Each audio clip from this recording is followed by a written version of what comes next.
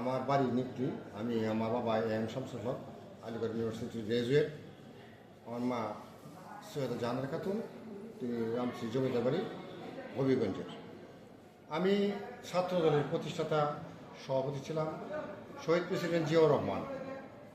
আমি যখন আদমজী ক্যান্টনমেন্ট কলেজে পড়ি তখন উনি আমাদের কলেজের কবাডি বোর্ডের চেয়ারম্যান ছিলেন।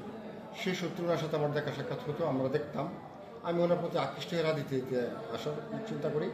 পরে আমাকে নিকটি থানার সাধারণ করা হয়, ছাত্র দলের সভাপতি করা হয় এবং পরবর্তীতে আমি জয়েন্ট সেক্রেটারি 18 বছর কৃষক দলের সভাপতি ছিলাম।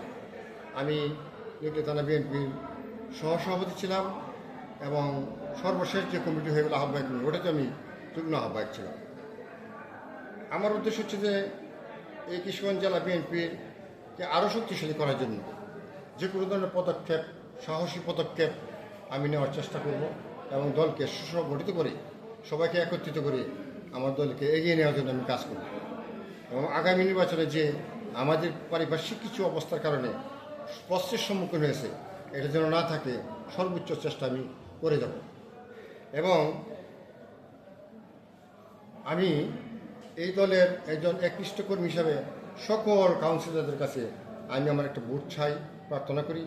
আশা করি আমাকে আপনারা যদি যোগ্য মনে করেন, আমাকে আপনারা একটা ভোট দেন।